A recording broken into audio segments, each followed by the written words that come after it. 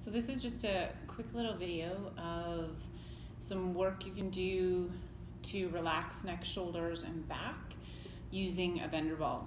So I have 2 bender balls, you don't need 2. You just need one that you can inflate and deflate a little bit. So we're gonna start out laying on your back. And the first little exercise, you're gonna put the half deflated bender ball under your head and just relax. So got knees bent, feet flat, neutral-ish pelvis, a little arch in your back. You're gonna let the ribs settle. Should feel moderately comfortable. And then you can start out just with a little side-to-side movement. If this makes you nauseous or lightheaded, maybe don't do it.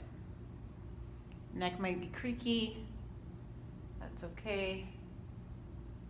And you come back to center, and you're gonna look up and back, and then tuck your chin. You look up and back, and tuck your chin. If that feels comfortable and safe, then as we tuck, we can add a little lift, strengthening the muscles in the front of the neck, and then lower down. So you look up and back, you tuck the chin, and you lift. What are you doing? Starting out maybe just 2 or 3 times. You don't want to overdo it.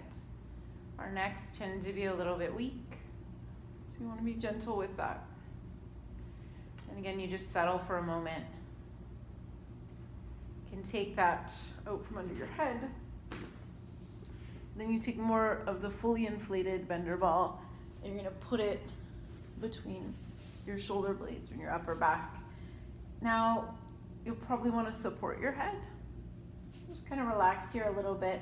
So we can start out with a fairly big movement. You want to be mindful, you know, if we have a diagnosis of osteoporosis, maybe we don't want to try mobilizing the upper back under load or with this force. So you can let your ribs go. It's a little bit of a back bend, and then you use it. Don't brace the abdominal wall. Just think about pulling the ribs back down as your head and shoulders come back up. So we're using the abdominal wall to lower the ribs back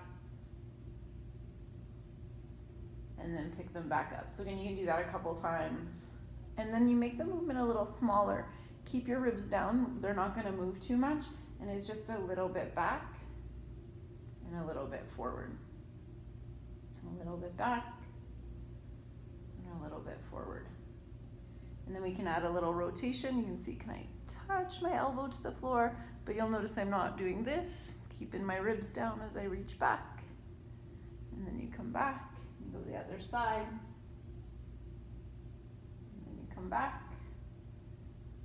Practice that a couple of times. You'll probably notice it feels a little different one side compared to the other. And then you're gonna come back up, take that bender ball out. And just for a moment, sort of in between levels, you do neck and then you do your upper back. You lie flat for a moment, kind of notice how that feels. And then you're gonna take the bender ball, you're gonna put it under your hips, kind of under your tailbone. And then the first thing you wanna do is see, can I balance? So again, my ribs are gonna drop down, so it's not this. Ribs are down, you're hugging your knees in. It's almost like upside down child's pose. Kind of get used to being here. You know, wait for a little bit of stability to show up. You're gonna hold one of your knees, stretch the opposite leg up. So you wanna watch, you can see my ribs and my pelvis. I could move my legs by arching my back, and then my heel will get to the floor. That's not what we're doing. You want to roll up into a little ball. You really get that knee close to your chest, and then super slowly lower the other leg, only so far that your pelvis and your ribs don't move. So I've got a fully extended hip here. And maybe if I show from the other side. So you lower down, you can see my hip is extended, but my ribs are down, my pubic bone's higher than my hip bones. So I'm getting a little bit of hip extension. So it's not this. So that's me using my back to move my leg. You don't want to do that. You want to keep your back sort of neutral as you extend the hip. You can go back and forth a little bit, kind of cycling through. When you've done both sides once or twice, take the ball out from underneath. And again, just stretch your legs out and lie flat. Kind of notice, hopefully you feel a little flatter.